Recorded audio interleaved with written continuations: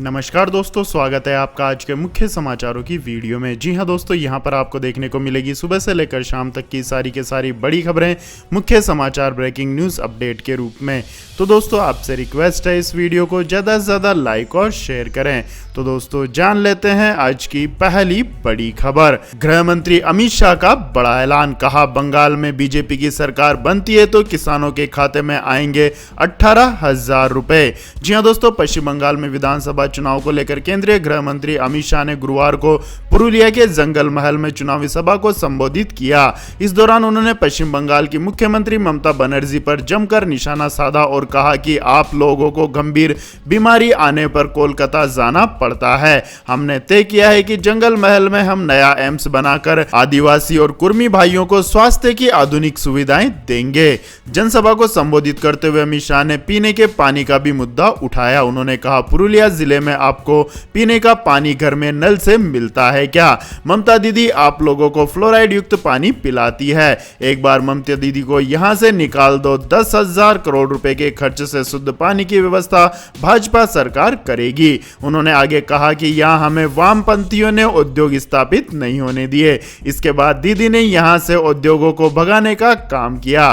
TMC हो या वामपंथी ये रोजगार नहीं दे सकते। रोजगार चाहिए तो एनडीए की सरकार बनानी होगी। इसके बाद दोस्तों गृह मंत्री अमित शाह ने कहा कि भाजपा ने तय किया है कि जैसे ही बंगाल में हमारी सरकार बनती है वैसे ही हर किसान के घर में एक साथ प्रधानमंत्री किसान सम्मान निधि के 18,000 रुपए उसके खाते में भेजे जाएंगे। उन्होंने आगे कहा कि हमें 250 बीपीओ के जरिए यहाँ के आदिवासी और कुर्मी भाइयों को नौकरी देने का वादा किया है। हर घर में 5 साल में कम से कम एक रोजगार भाजपा की सरकार देगी। हमने सार्वजनिक क्षेत्र की महिलाओं के लिए 33% नौकरियां आरक्षित करने का फैसला किया है। हम हर ब्लॉक में एक एकलव्य मॉडल स्कूल भी बनाएंगे। पश्चिम बंगाल राज्य में सभी महिलाओं के लिए सार्वजनिक परिवहन मुफ्त होगा। इसके बाद दोस्तों जान लेते हैं अगली बड़ी खबर। किसानों का आज भारत बंद, रेल सड़क मार्केट सभी रहेंगे बंद। दिल्ली बॉर्डर के खुले मार्ग भी बंद करने का ऐलान। जी हां दोस्तों, कृषि कानूनों के खिलाफ संघर्ष के 4 महीने पूरे होने पर अब संयुक्त किसान मोर्चा ने आज भारत बंद का ऐलान किया है। सुबह 6 बजे से शाम 6 बजे तक भारत बंद रहेगा। इस दौरान देश भर की सभी दुकानें, मॉल, बाजार और संस्थानें सभी बंद रहेंगे। साथ ही सभी छोटी व बड़ी सड़कें और ट्रेनों को जाम करने का भी ऐलान किया है। किसानों ने सिर्फ एम्बुलेंस व अन्य आवश्यक सेवाओं को छोड़कर सभी को बंद करने का फैसला किया है। संयुक्त किसान मोर्चा के डॉक्टर दर्शन पाल के मुताबिक दिल्ली की सीमाओं पर किसानों के संघर्ष को आज 4 महीने पूरे हो जाएंगे। इस पर किसान मोर्चा ने किसान विरोधी सरकार के खिलाफ भारत बंद का ऐलान किया है। मोर्चे के आह्वान पर देश के तमाम किसान, मजदूर व छात्र संगठनों, बार संघ, राजनीतिक दलों और अन्य राज्य सरकारों के प्रतिनिधियों ने इस बंद को समर्थन देने का ऐलान भी किया है। दर्शन पाल ने कहा है कि तमाम छोटी और बड़ी सड़कों के बंद रखने के साथ साथ ट्रेनों को भी जाम किया जाएगा। वहीं उन्होंने यह भी साफ किया है कि भारत बंद का प्रभाव दिल्ली के भीतर भी नजर आएगा। इसके बाद दोस्तों जान लेते हैं अगली बड़ी खबर। मुंबई में सामने आए 5,500 से ज्यादा मामले। दिल्ली में आज 1,515 मरीज मिले। जी हां दोस्तों, दिल्ली और मुंबई में कोरोना वायरस के नए मामलों में बड़ा उछाल आया है। सरकार की लाख कोशिशों के बावजूद तेजी से बढ़ते नए मामलों ने चिंता बढ़ा दी है। दिल्ली में गुरुवार को 1,515 नए मरीज मिले। इसके अलावा पिछले 24 घंटों में राष्ट्रीय राजधानी में 5 कोरोना मरीजों की मौत भी हुई है। 903 लोग इस महामारी से ठीक हुए हैं। आपको बता दें कि 16 दिसंबर के बाद यह पहला मौका है जब दिल्ली में एक साथ एक दिन में 1,500 नए मामले सामने आए हैं। देश की आर्थिक राजधानी मुंबई में पिछले 24 घंटों के दौरान 5,504 कोरोना के नए मामले सामने आए, जबकि 14 लोगों की मौत हो गई है। 2,281 लोगों को ठीक होने के बाद डिस्चार्ज कर दिया गया। मुंबई में एक्टिव मामलों की संख्या 33,961 हो गई है। आपको बता दें दोस्तों, संक्रमण की बढ़ती दर को देखते हुए मुंबई में आने वाले दिनों में बीएमसी ने प्रतिदिन 60,000 कोरोना जांच का लक्ष्य रखा है। बीएमसी कमिश्नर इकबाल चहल का कहना है कि प्रतिदिन 1 लाख वैक्सीनेशन का लक्ष्य भी रखा गया है। मुंबई में अब तक 10 लाख लोगों का वैक्सीनेशन हो चुका है। इसके बाद दोस्तों जान लेते हैं अगली खबर। अप्रैल मई में पीक पर होगी कोरोना की दूसरी लहर। 25 लाख लोग हो सकते हैं संक्रमित। जी हां दोस्तों, देश में तेजी से बढ़ रहे कोरोना वायरस के नए मामले एक बार फिर डराने लगे हैं। फरवरी महीने से ही कोविड-19 के नए मामले लगातार बढ़ रहे हैं। कहा जा रहा है कि देश में कोरोना की दूसरी लहर की शुरुआत हो चुकी है। इस बीच स्टेट बैंक ऑफ इंडिया की एक रिपोर्ट ने चिंता और बढ़ा दी है। एसबीआई की रिसर्च टीम द्वारा तैयार की गई इस रिपोर्ट में दावा किया गया है कि कोरोना की दूसरी लहर लगभग 100 दिनों तक रहेगी। मई तक इसका असर बना रहेगा। 23 मार्च के ट्रेड को आधार मानकर रिपोर्ट में कहा गया है कि दूसरी लहर से तकरीबन 25 लाख से अधिक लोग कोरोना संक्रमित हो सकते हैं। एसबीआई ने 28 पेज की रिपोर्ट जारी की है, जिसमें कहा गया है कि लोकल लेवल पर लॉकडाउन का असर नहीं होता, इसलिए मास लेवल पर वैक्सीनेशन की एकमात्र उपाय है। रिपोर्ट में कहा गया है कि अप्रैल के तीसरे हफ्ते से लेकर मई के मध्य तक देश में कोरोना का पीक हो सकता है। इसके बाद दोस्तों जान लेते हैं अगली बड़ी खबर। तमिलनाडु असेंबली इलेक्शन, उम्मीदवार ने किया हेलीकॉप्टर और 3 मंजिला घर देने का वादा, चांद की सैर कराने का भी किया ऐलान। जी हां दोस्तों, तमिलनाडु में होने वाले विधानसभा चुनाव में राजनीतिक पार्टियों और उम्मीदवार कई चीजें मुफ्त में देने का वादा कर रही है। कई पार्टियों ने जीत के बाद जनता को सोना, मोबाइल फोन, टीवी, पंखे, mixer grinder, washing machine, gas cylinder और सोलर कुकर देने का वादा किया है। इसी बीच मदुरै साउथ सीट से एक निर्दलीय उम्मीदवार ने लोगों को चांद पर ले जाने का वादा किया है।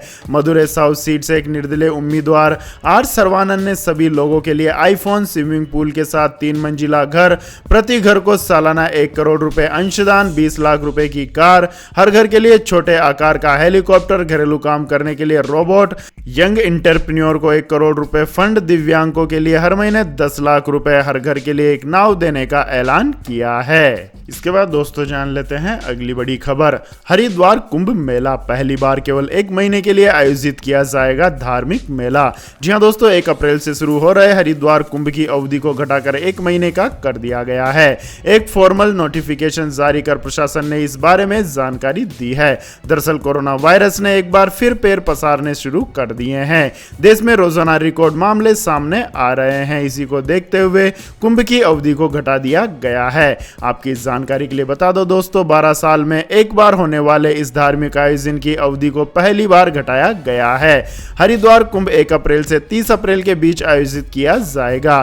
सामान्य तौर पर कुंभ करीब 3.5 महीने तक चलता है। वर्ष 2010 में कुंभ 14 जनवरी से शुरू होकर 28 अप्रैल तक चला था। आपको बता दें दोस्तों, नोटिफिकेशन के अनुसार 1 अप्रैल से 30 अप्रैल के बीच 12 अप्रैल, 14 अप्रैल और 27 अप्रैल को 3 दिन प्रमुख शाही स्नान होंगे। इसके बाद दोस्तों जान लेते हैं अगली बड़ी खबर। यह सरकारी बैंक हुए शॉर्ट लिस्ट, जल्द होगा प्राइवेटाइजेशन, आरबीआई गवर्नर ने दिया बड़ा बयान। जी हां दोस्तों, भारतीय रिजर्व बैंक के गवर्नर शक्तिकांत दास ने गुरुवार को कहा कि हम सार्वजनिक क्षेत्र के बैंकों के निजीकरण को लेकर सरकार के साथ चर्चा में हैं। इस संदर्भ में प्रक्रिया को आगे बढ़ाया जाएगा। शक्तिकांत दास ने कहा कि हम सार्वजनिक क्षेत्र के बैंकों के निजीकरण को लेकर सरकार के साथ चर्चा कर रहे हैं और इस संदर्भ में जल्द प्रक्रिया को आगे बढ़ाया जाएगा। उन्होंने कहा कि सरकारी बैंकों का प्राइवेटाइजेशन अब फास्ट ट्रैक पर आ रहा है। नीति आयोग ने बैंकों के निजीकरण पर रिपोर्ट तैयार कर ली है। इसमें पहले चरण में निजीकरण के लिए बैंकों के नामों का चयन संभव है। अन्य मीडिया रिपोर्ट्स के मुताबिक केंद्र सरकार ने 4 सरकारी बैंकों को शॉर्ट लिस्ट कर लिया है। कहा जा रहा है इनमें से 2 बैंकों का निजीकरण अगले वित्तीय वर्ष में किया जाएगा। प्राइवेटाइजेशन की लिस्ट में bank of Maharashtra, Indian overseas bank, bank of India, central bank का नाम चर्चा में है। हालांकि अभी तक इसको लेकर कोई भी फैसला नहीं हुआ है। वहीं दूसरी तरफ नीति आयोग ने कुछ सरकारी बैंकों को निजीकरण योजना से बाहर रखा है। इनमें Punjab national bank, union bank, Canara bank, Indian bank, bank of Baroda और एसबीआई शामिल है। ये बैंक कंसोलिडेशन के पिछले राउंड का हिस्सा थे। आपको बता दें दोस्तों, सरकार ने अगस्त 2019 में 10 बैंकों का 4 बैंकों में विलय किया था। इससे देश में सरकारी बैंकों की संख्या 27 से घटकर 12 रह गई है। इसके बाद दोस्तों जान लेते हैं अगली बड़ी खबर। लेकिन दोस्तों अगली खबर जानने से पहले आप लोगों से गुजारिश है कि इस वीडियो में दिखाई गई खबरें अगर आपको पसंद आई हो तो इस वीडियो को लाइक करें, शेयर करें और हमारे चैनल को सब्सक्राइब करें। तो दोस्तों जान लेते हैं अगली बड़ी खबर। दिल्ली मुंबई हाईवे पर होगा एक इलेक्ट्रिक लेन, 1 साल में पूरा हो जाएगा निर्माण कार्य। जी हां दोस्तों, केंद्रीय सड़क परिवहन एवं राजमार्ग मंत्री नितिन गडकरी ने गुरुवार को एक ऑनलाइन इवेंट में देश में बन रहे ग्रीन एक्सप्रेस हाईवे से जुड़ी जानकारियां दी। पीएचडी चैम्बर ऑफ कॉमर्स की ओर से आयोजित ऑनलाइन इवेंट में उन्होंने कहा कि सरकार 7 लाख करोड़ रुपए की लागत से देश में कई ग्रीन एक्सप्रेस हाईवे बना रही है, जिनका निर्माण मॉडर्न टेक्नोलॉजी के जरिए हो रहा है। ग्रीन एक्सप्रेस हाईवे से स्मार्ट ट्रांसपोर्टेशन उपलब्ध होंगे और प्रदूषण में भी कमी आएगी। उन्होंने कहा कि 7 लाख करोड़ में से 1 लाख करोड़ रुपए में दिल्ली मुंबई एक्सप्रेसवे का निर्माण हो रहा है। इसका निर्माण कार्य भी 1 साल के अंदर पूरा हो जाएगा। साथ ही 1 साल के अंदर इलेक्ट्रिक ट्रैक भी उपलब्ध हो जाएंगे। उन्होंने कहा कि दिल्ली मेरठ एक्सप्रेसवे का शुभारंभ अगले 2 महीनों के भीतर किया जाएगा। इसके बाद दोस्तों रुक कर लेते हैं अगली खबर का। कई देशों के प्रतिबंधों के बाद बौखलाया चीन, कहा अहंकार की कीमत चुकानी होगी। चीन ने कहा कि उसने पश्चिमी सिंजियांग प्रांत में मानवाधिकारों के उल्लंघन के आरोपों में अमेरिका, यूरोपियन संघ, कनाडा और ब्रिटेन द्वारा संयुक्त रूप से उस पर लगाए गए प्रतिबंधों के विरोध में विदेशी राजनयिकों को तलब किया है। चीनी विदेश मंत्रालय के प्रवक्ता ने नए प्रतिबंधों को बदनाम करने वाला और चीनी लोगों की प्रतिष्ठा का तिरस्कार करने वाला बताया है। विदेश मंत्रालय के प्रवक्ता ने दैनिक ब्रीफिंग में पत्रकारों से कहा कि मैं उन्हें चेताना चाहता हूं कि उन्होंने राष्ट्रीय हितों और सम्मान की रक्षा के लिए चीनी लोगों के दृढ़ निश्चय को कम नहीं समझना चाहिए और उन्होंने अपनी मूर्खता तथा अहंकार की कीमत चुकानी होगी। इससे कुछ घंटे पहले चीन और रूस के विदेश मंत्रियों ने दोनों देशों के खिलाफ आलोचना और प्रतिबंधों की निंदा की थी। दक्षिणी चीन के शहर नानत्रिंग में एक पत्रकार वार्ता में चीन के वांग ई और रूस के सर्जेई लावरोव ने अपनी निरंकुशवादी राजनीति व्यवस्था को लेकर भारी आलोचना को खारिज किया था और कहा था कि वे जलवायु परिवर्तन से लेकर कोरोना वायरस महामारी तक के मुद्दे पर वैश्विक स्तर पर प्रगति के लिए काम कर रहे हैं। इसके बाद दोस्तों जान लेते हैं अगली बड़ी खबर। फ्लाइट का सफर और होगा महंगा, 1 अप्रैल से बढ़ जाएगी एविएशन सिक्योरिटी फीस। जी हां दोस्तों, नए वित्तीय वर्ष के शुरू होने के साथ ही देश में बहुत कुछ चीजें बदल जाएंगी। इसी बीच एयरलाइंस कंपनियों ने ऐलान कर दिया है कि 1 अप्रैल से विमान सुरक्षा शुल्क की नई दरें लागू कर दी जाएंगी। इसका असर यह होगा कि पहले के मुकाबले हर यात्री से 40 रुपए ज्यादा लिए जाएंगे।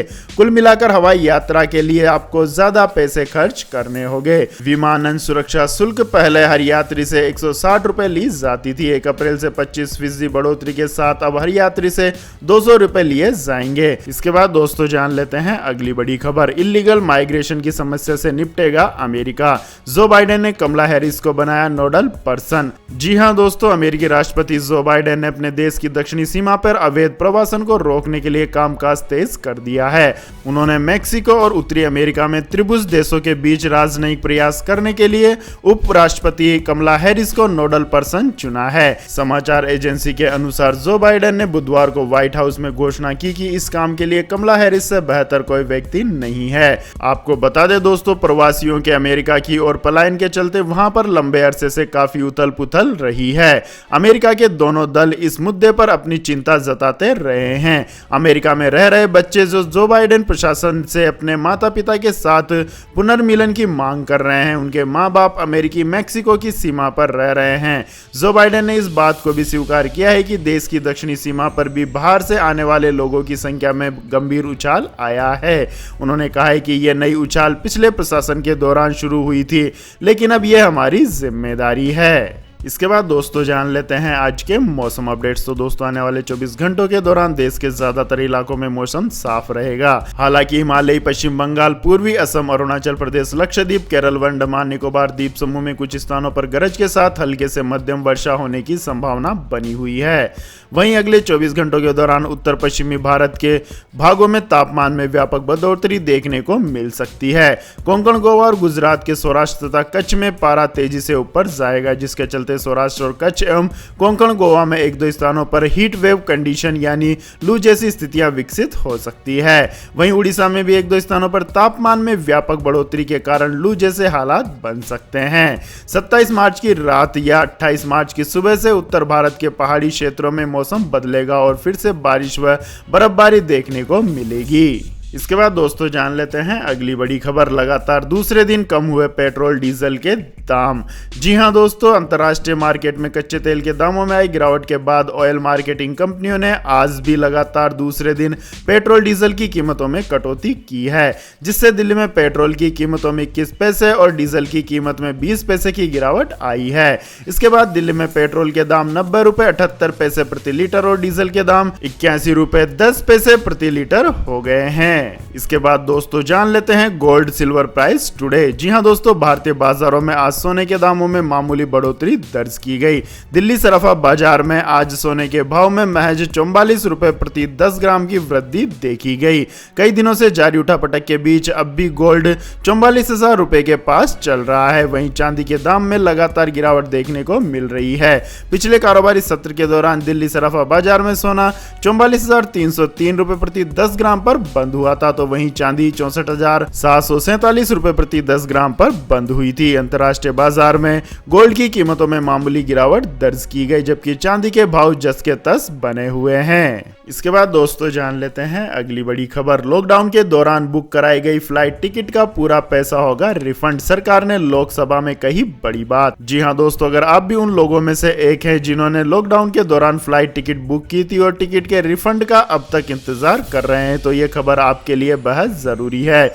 दरअसल सरकार ने कहा है कि एयरलाइन कंपनियों को 25 मार्च से 30 मई 2020 के दौरान खरीदे गए टिकटों की पूरी राशि वापस करनी होगी। सरकार ने सुप्रीम कोर्ट के दिशा निर्देशों का हवाला दिया है। लोकसभा में रामकृपाल यादव के प्रश्न के लिए उत्तर में नागर विमानन मंत्री हरदीप सिंह पुरी ने यह जानकारी दी। उन्होंने कहा कि 7 अक्टूबर 2020 को जारी सर्कुलर के अनुसार इसमें एयरलाइन को निर्धारित अवधि के दौरान घरेलू और अंतर्राष्ट्रीय दोनों हवाई यात्राओं के संबंध में बुक की गई टिकट की पूरी धनराशि उस सर्कुलर की शर्तों के तहत वापस करनी होगी।